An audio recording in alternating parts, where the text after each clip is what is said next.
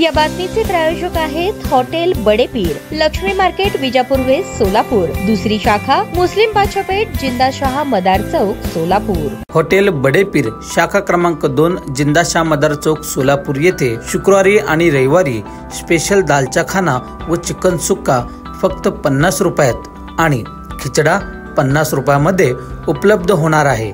या ऑफरचा जास्तीत जास्त सोलापूरकरांनी फायदा घ्यावा असे आवाहन होटल बडेपीरचे व्यवस्थापक यांनी केले आहे। पहा।